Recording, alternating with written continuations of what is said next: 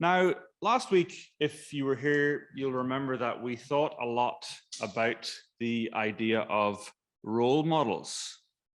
And we thought about the fact that very often we're both looking to somebody else as a role model for ourselves, looking to somebody else as an example. And at the same time, we realize that we can often be an example to others. And one of the conversations afterwards raised the question about how do we really know that we're, if we're like taking that attitude of those believers in chapter 1 and imitating somebody, how do we know if we're imitating someone that's worth imitating? Like, is it a good idea, or are there dangers involved in that? And so, the conversation was really raising the very valid point that we need real wisdom in discerning who we should imitate. And of course, there are real dangers when we think about that topic. Having the wrong role model could lead us astray, maybe into false doctrine or maybe into sinful practice. And other times, people who have looked like worthy role models have turned out to be driven by the wrong motives altogether and have ended up damaging not only themselves and their own ministry, but also those who are looking to them as leaders. In chapter 1, Paul hinted a little bit at the evidence he and his companions gave to the Thessalonians by their manner of life among them. And he expands on that significantly in this chapter 2. So in chapter 1, verse 5, he said, "You know what kind of men we prove to be among you for your sake." And he just kind of leaves it there. He doesn't talk about it very much, but here in chapter 2, he does expand on it significantly. And as we examine the example of these missionaries in the first half of chapter 2, there's a couple of questions that I would like us to ask. First of all, what ambitions did they have for these Thessalonian believers? That's one question that we're going to examine a little bit, because they tell us, or Paul tells us, the ambition that he had. Secondly, I want us to ask, how do we identify godly leaders? And thirdly, we'll look at it from a slightly different perspective, the same content, and ask the question, how do we become godly leaders? Or what are the things that motivated Paul and his companions that we should look at building into our own lives? So let's read then 1 Thessalonians chapter 2, verses 1 to 12. "For you yourselves know, brothers, that our coming to you was not in vain. But though we had already suffered and been shamefully treated at Philippi, as you know, we had boldness in our God to declare to you the gospel of God in the midst of much conflict. For our appeal does not spring from error or impurity or any attempt to deceive. But just as we have been approved by God to be entrusted with the gospel, so we speak, not to please man, but to please God, who tests our hearts. For we never came with words of flattery, as you know, nor with a pretext for greed. God is witness. Nor did we seek glory from people, whether from you or from others, though we could have made demands as apostles of Christ. But we were gentle among you, like a nursing mother taking care of her own children. So being affectionately desirous of you, we were ready to share with you not only the gospel of God, but also our own selves, because you had become very dear to us. For you remember, brothers, our labor and toil. We worked night and day, that we might not be a burden to any of you, while we proclaim to you the gospel of God. You are witnesses, and God also, how holy and righteous and blameless was our conduct toward you believers. For you know how, like a father with his children, we exhorted each one of you and encouraged you and charged you to walk in a manner worthy of God, who calls you into his own kingdom and glory." Now, Before we dive in, I want to highlight one really brief point about the authors. Last week in chapter 1, the focus was largely on the recipients of this letter, but the focus switches, as we've read, to focus on the author or on the authors this week. And it's worth highlighting that throughout this whole letter, again and again, the authors speak of themselves in the plural. Okay, so you'll notice many references to we and to our and so on. Now, Paul was undoubtedly the primary author of this letter, and he does refer to himself in the singular on a couple of occasions throughout the letter. So at the start of chapter 3 is one instance where you'll see that. However, there is a sense, maybe in this letter more than any of the other epistles, that Paul's companions, so Silas certainly, and to a large extent Timothy as well, they really stand squarely behind this letter. And lots of the things that we read, if we were to think about them as being referring to Paul specifically, that would be true. But it's also true of his companions. And I think that's important, particularly as we look at this chapter tonight, because it's talking about their conduct, it's talking about their manner of life among these Thessalonians. And it's important for us to recognize that there were a small group, a small missionary group here who were together, living together among these Thessalonians, and in a sense were writing together, although certainly Paul was the primary author. So I just want to keep that in mind as we work through these verses. No doubt I'll probably chop and change, not necessarily intentionally, between talking about Paul and between talking about his companions, he and they, but hopefully we'll get the idea. Now, as we read through this letter, these verses in chapter 2, one thing that is really interesting is how often Paul talks about God. I think 9 times actually in these 12 verses he refers to God specifically. And it's really clear as we read through this that this whole missionary endeavor that he and his companions had embarked upon and were carrying out was carried out in the conscious knowledge that they were living in the sight of God. So notice that they talk about the gospel of God a couple of times, verse 2 and verse 9. They talk about the boldness that they have in their God. They talk about the fact that they had been approved by God, that they were speaking and living in a way where they were seeking to please God. They recognize God as their witness on a couple of occasions, and the exhortation that they remind the Thessalonians of at the end was to walk in a manner worthy of God. Now, if you remember back to chapter 1 and verse number 9, we read these words, referring to the conversion of these Thessalonians. Paul says, how you turned to God from idols to serve the living and the true God. So he reminds these Christians that they had begun to serve the living and true God.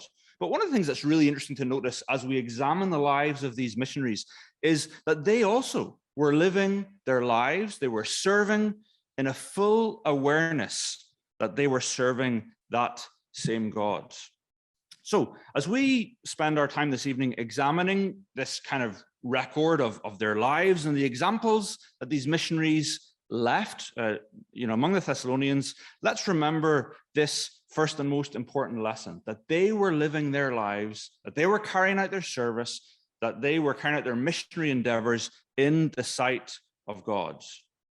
What he thought mattered, and everything else was secondary.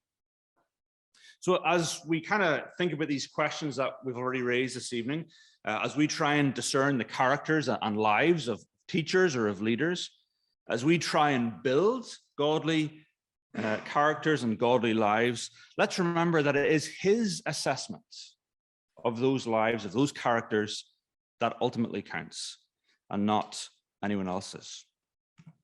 Now, Paul had a very clear ambition for these believers, and he outlines it at the end of the section that we're looking at tonight. So in verse number 12, we exhorted each one of you and encouraged you and charged you to walk in a manner worthy of God, who calls you into his own kingdom and glory. Now, we will revisit this verse later on, but for now, I just want us to notice the ambition that Paul had for these people, for these Christians. His ambition was that the Thessalonian believers would walk in a manner worthy of God. And he goes on to make this remarkable statement that God was calling them, or is calling us, we might say. God is calling us into his own kingdom and glory. This was the factor that Paul had in his mind as he first came to these Thessalonian people who became believers, and as he continued to care for them and to minister to them. But what does it mean? And as we look into this passage and look for an application to ourselves, there are two things that we ought to notice here in this statement, which reflects the already and not yet nature of the kingdom of God. Number one, God is calling us to live under his rule in the here and now. And number two, we will ultimately realize the fullness of his kingdom, including his glory in the future. Now, remember the emphasis in chapter 1 on their patient, hopeful endurance. And here Paul reminds them of his time with them and his encouragement to live in the here and now in the light of that eternal kingdom, to have the hope that they held, that shaped their lives, to live in a manner worthy of God. And as we spend time examining the motives and the lives and the characters of these leaders, let's not forget the ambition that they had for these young Christians. And let's determine to adopt the same ambition for ourselves and for one another as we minister to each other. So let's jump right in then to some of the details that we've been talking about a little bit. How would you identify a godly leader? Let's start with that question. How would you identify a godly leader? Or thinking back to what we were talking about last week, how would you identify a godly role model that you would want to imitate? And this chapter, as I've said, gives us some really good clues for what to look for when we're trying to identify godly leaders. Now, you might think that this is a little bit of a random topic to be focusing on this evening and to be sort of emphasizing so much. But it is really important that we develop discernment in this area. Now, maybe you think it's pretty reasonable for these Thessalonians living in a first century pagan world to worry about a question like that. They were surrounded with the worship of these lifeless idols, and with apparently any number of itinerant preachers coming along, bringing all sorts of new ideas with which they had no objective standard really to compare what they were hearing with against. And maybe it seems that our times are very different. And of course, in many ways they are. But remember, we do also need discernment around what to believe and who to follow. In fact, we live in a time when anybody who has an internet connection and a webcam can effectively find a worldwide audience. I was looking this up earlier, and according to the internet, every minute, 500 hours worth of video content is uploaded to YouTube. Okay, so that is 30,000 hours worth of content every hour, or 720,000 hours worth of content every day. Now, if you go and look for that, you might find varying figures. The first sort of 10 pages on Google, there was a little bit of ambiguity, but I just thought that's an interesting sort of thing to think about, the amount of content that is there. Now, whether you want to learn how to bake a sourdough loaf, whether you want to gain the skills that will allow you to change career, or whether you want to join up with some terrorist cause, somebody has posted everything you need to know to be able to do that. And with such a flood of information how do you actually know what you can believe? How do you actually know what you ought to pay attention to? But for lots of it, thankfully, we don't have to figure that out. There is so much stuff there we're never going to watch where it doesn't really matter so much of it, whether it's actually true or not. But there's no doubt that, many of us do listen to and watch, whether it's Bible teaching or whatever else online, and have a range of people that we don't really know very well, or that we don't know certainly personally, that we might be listening to. Now, focusing on online media here, I don't want us to get distracted from the main point. It's not that I have anything, of course, against that in particular. And there's many other, spheres that we could think about, but it does just serve to illustrate the point that there is such a huge amount of content, even when it comes to thinking about the Bible, even when it comes to thinking about biblical teaching, that we could tune into. It is really important for us to be able to discern who those people are that are talking about it. And as is the case so often in the online world, it very often becomes a sort of a leader and follower sort of a thing, doesn't it? So if we're going to follow people, we need to be able to discern the characters of those that we want to follow. So in this chapter, I think we can learn a lot, and Paul gives his own behavior as evidence for a character that can be trusted. Now, as we study through this chapter, you'll notice that Paul talks about both what he did not do, what he was not like, so the negatives, and also what he did do and what he was like, so the positives, and you can see those balanced. And that actually indicates that there were some others trying to influence the Thessalonians who were, contrasting quite significantly with Paul. I think the fact that he frames so much of this around these negative things indicates that there were others who were behaving like this. The way that Paul says we did not do this and we were not like this. Well, there were others that were. And so we can look at that, and then we can look at the things positively that Paul did do and that he says he and his companions did. So let's look at the first couple of verses here, verses 3 and 4 of chapter 2.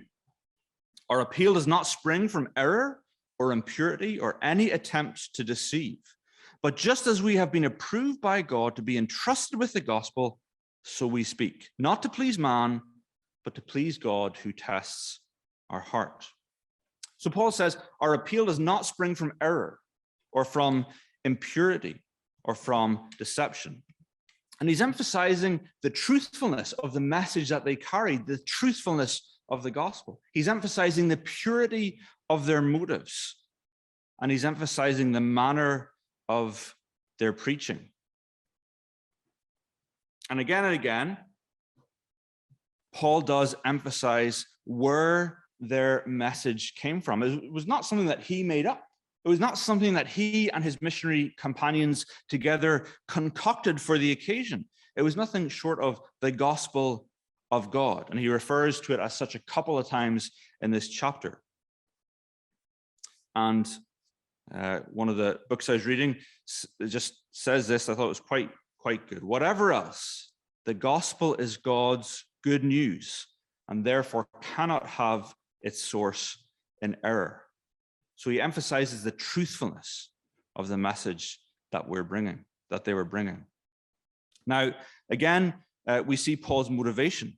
He was seeking to please God. And recognizing that this was the God who had approved them and their ministry, the God who entrusted them with his gospel in the first place, the God who saw and tested their hearts and motives. So there was no impurity here in their motives. They were not driven by things such as greed. They were not out to trick or to sway the Thessalonians by flattery, words of flattery. They were not driven by building up their own reputations, either before the Thessalonians or before anybody else. But how often, to our shame, do we consider how others will think of us before we act or before we speak? But Paul wasn't like that and could say with a clear conscience that that was not what marked him and his companions. And what's more, even though they could expect a certain amount of support as apostles of Christ, they chose not to demand that support.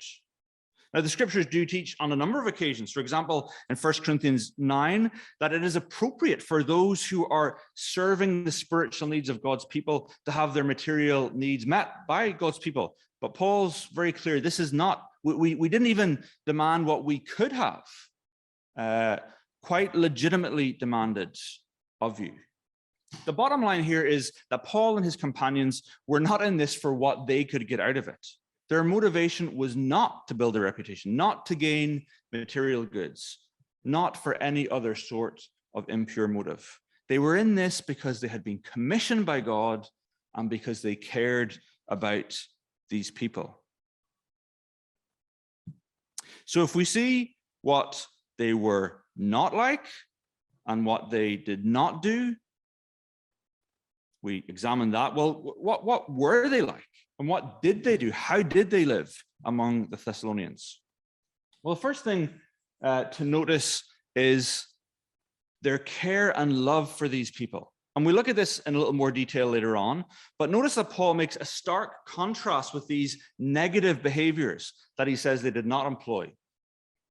Now, you might notice as you read through the first half of this chapter that there's a sort of a little not this, but that structure that comes up a couple of times. So a couple of times actually in those first verses that we've just looked at, he says, not from error and so on, but approved by God. And not speaking so as to please man, but speaking so as to please God. And this again comes up in verses 5 to 7 as he talks about how they didn't behave before them, and again, how they did behave. So you'll notice that he says, not with words of flattery, not with a pretext for greed, not seeking glory from people, but we were gentle among you as a nursing mother. And then he begins to talk about that illustration that he gives.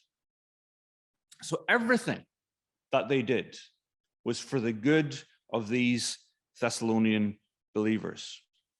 And he goes on to further describe how they did act among them. He talks about the fact that they worked hard while they were preaching, and he talks about their character. Now, Paul's missionary trips were not holidays, okay? And maybe it's tempting sometimes to try and and it's good probably for us to use our holidays doing things like that. But, you know, if you went on a missionary trip with Paul, you wouldn't have come back refreshed and, you know, having just had a holiday. Look at verse number 9, at how they labored and toiled, working night and day at his profession, which, as we alluded to last week, was tent making. And they did all of this while they continued to preach the gospel to these people in Thessalonica. And then he talks about his observable conduct. And notice that he calls both God and these Thessalonian believers as witnesses to the way that he lived. And the words that he actually uses to describe his conduct are ones that indicate how he lived before God and how he lived before these people. The observable conduct that people could look at and could judge. And despite, you know, their hasty departure from Thessalonica, Paul had lived among these people at least for a short period of time. And they had observed the way that he lived. They'd been able to look at his life and measure his words as well by the life that he lived. And Paul is asking them now to remember that. There was nothing sinful about his behavior as he lived among them. There was nothing questionable. There were no activities that he engaged in that raised concerns or questions with them. And he was happy for his life to be examined because he knew that it would stand up to the examination. And he's saying, remember how we lived among you. So these positive actions, all the things that they did, they were all geared for making it as straightforward as possible for these Thessalonians, first of all, to hear, to receive, to believe the gospel, and then subsequently to grow in it. That's what Paul's whole endeavor was all about. Remove every barrier possible. Make it as easy and as straightforward as possible for these people to hear the gospel and to respond to it. Of course, he gave that picture, that image of a nursing mother, and it's one that we can imagine. Everything that she does with her child is for its care and well-being. You know, feeding and caring for that baby, doing everything necessary that this helpless young child will grow. I was just thinking now to our house and what it's like on a school day morning. Of course, our kids, certainly the older three, have grown up a bit at this stage, and pretty often now in the hustle and bustle of a school day morning, they manage to eat quite a nicer breakfast than Jen or I ever managed to get. Now, it's not because we are making any kind of sacrifice or anything like that, but it's because whatever else they might need to achieve before they get out the door to go to school, whatever else has to be squeezed out of the timetable, there always seems to be enough time these days to scramble or fry an egg or whatever, and they seem to get a lovely breakfast, all of their own doing. They're at the point where they can quite easily take care of themselves. They can prepare a meal, and that's great. They can prepare themselves a breakfast, whatever else, take care of themselves quite easily. There was, of course, a time earlier in life when every meal had to be provided for them much more carefully. Everything had to be done to make sure that the food wasn't too hot. We had to make sure that the food was cut up small enough so that it wouldn't be a choking hazard. We had to make sure that every single spoonful of that food actually made it from the plate to their mouths, because in all likelihood, it wouldn't otherwise. And that's, kind of winding back the years a little bit, but imagine that, baby with a mother nursing it, only able to drink milk, just totally helpless, not able to do anything else, needing such care and attention, totally helpless otherwise. And Paul says, that's what I was like with you. I was just like that nursing mother, doing everything to make sure you had no barriers to receiving the gospel, to believing it, to growing in it. And of course, they did receive it. They did believe the Lord. They did grow in the gospel. And that's why he was so full of joy, even whenever he heard the report from Timothy later in the letter. We read about that. But actually, the evidence of their conversion, of their salvation, the evidence of how they received the gospel, how they responded to the ministry of these missionaries, of course, was hugely important in terms of bringing legitimacy to Paul and to his companions. And in verse 1, Paul points out that their visit was not in vain. For you yourselves know, brothers, that our coming to you was not in vain. The very fact of their the fruit that Paul saw in the gospel and these people being saved in itself was an evidence of the legitimacy of his ministry. Of course, that's a principle that you could look to elsewhere in the scripture. The Lord himself spoke about this idea that a tree is known by its fruit, that a good tree does not bear bad fruit, and that a bad tree does not bear good fruit. And so in that sense, the reality of their faith and their conversion to Christ was evidence of the reality of Paul's ministry among them, the legitimacy of it, and evidence to his faithfulness as a servant of God and as a leader that was worth following. So to summarize us looking at it from this perspective, or that second question that we raised about how we identify godly leaders, Paul is reminding these Christians about his behavior among them and defending his own ministry and his legitimacy. And as we have the chance to eavesdrop on that conversation and to imagine the visit of these missionaries to Thessalonica, we can learn lessons about what we can look out for when we are assessing the legitimacy of a leader or of a teacher.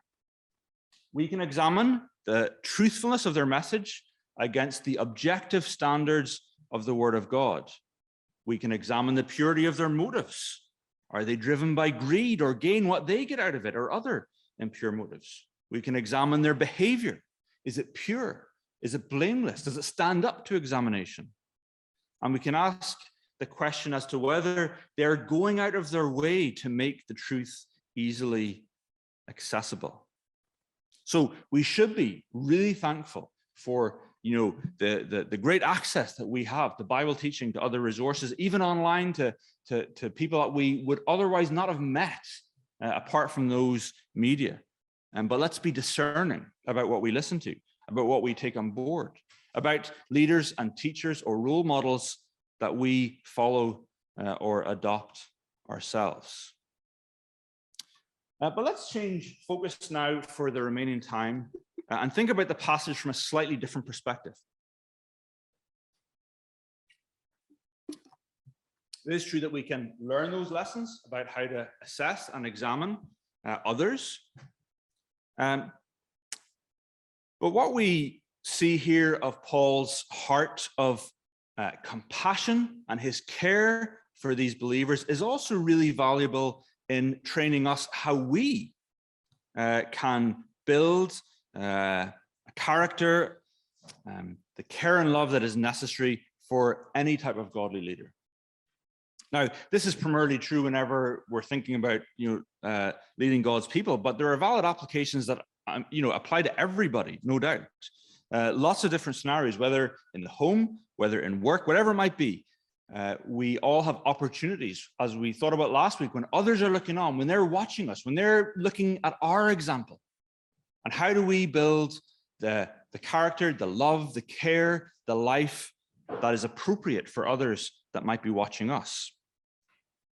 Now, whenever we look at Paul's relationship with these Thessalonian believers, one of the things that really stands out is that godly leadership starts with the motivations and with the heart.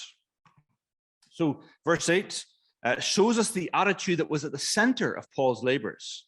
He says, "So being affectionately desirous of you, we were ready to share with you not only the gospel of God, but also our own selves, because you had become very dear to us." Paul's life among these people and his labor for them all started with a willingness to share his own life with them. He had not just come to them to deliver a message, no matter how important that message is, but he had actually come to share his life with them and to share in their lives.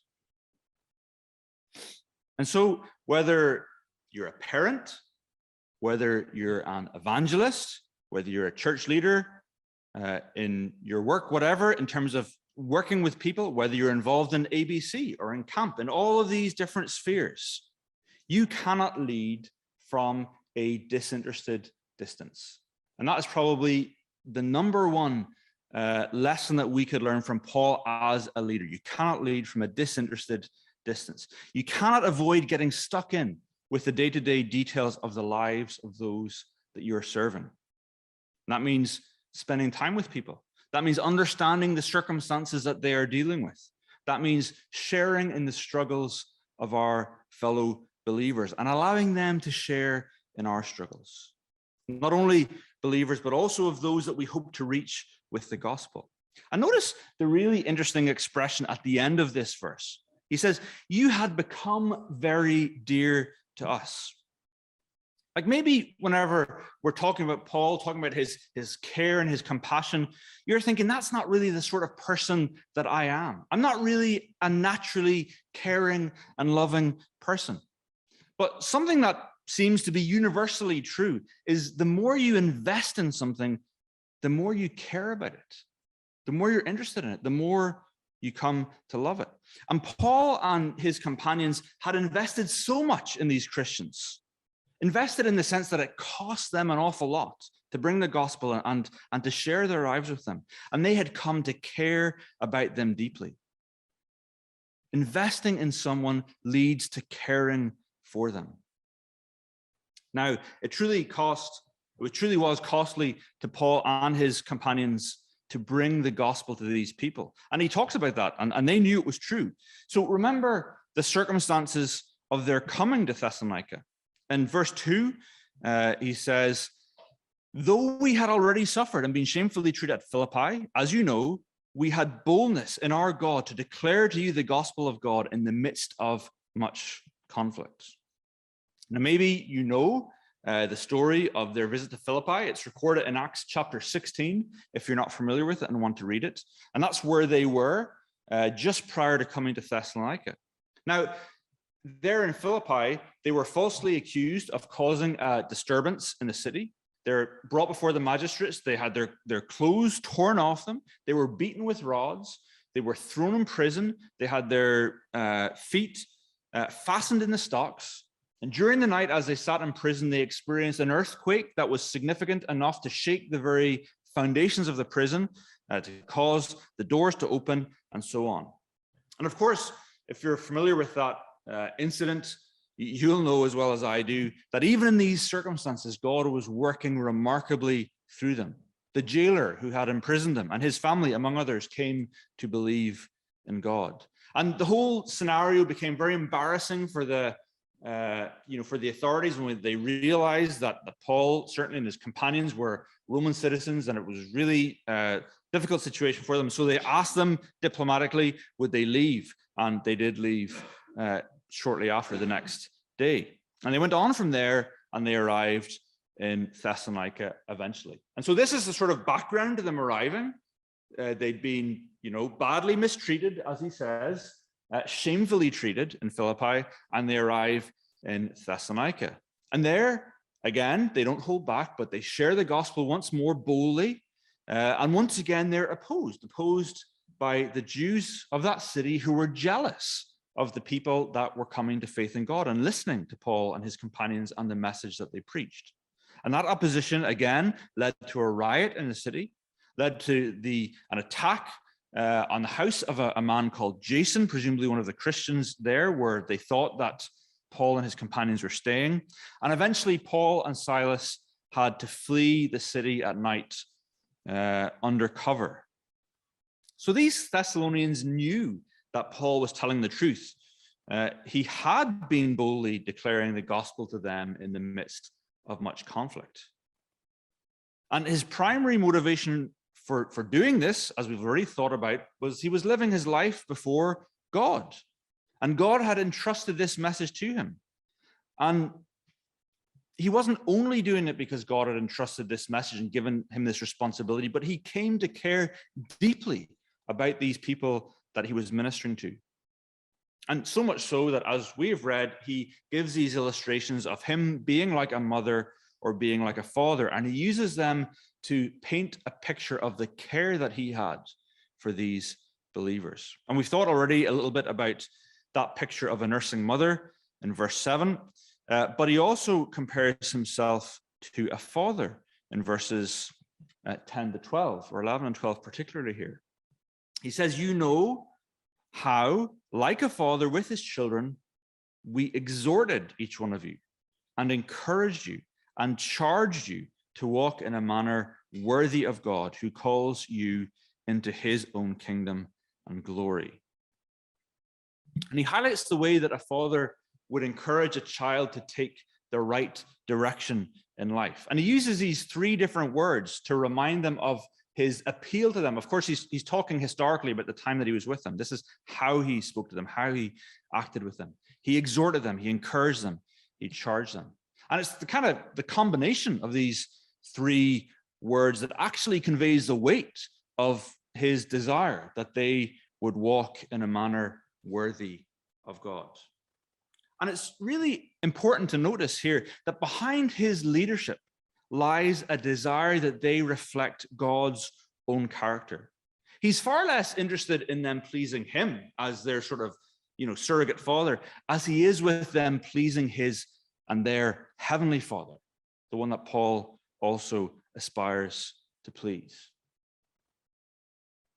So, Paul's reminder of his time in Thessalonica serves as a good pattern for us, both in terms of the criteria that we can use to identify leaders worth following, and in terms of some lessons about developing a heart, the heart of a godly leader ourselves.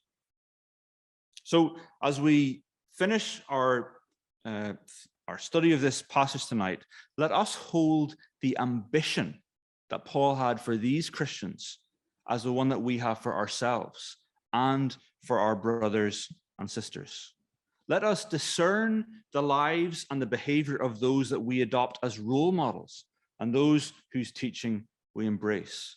Let us seek to develop a heart like Paul's, one that is filled with love and with care for those that God has called us to serve among.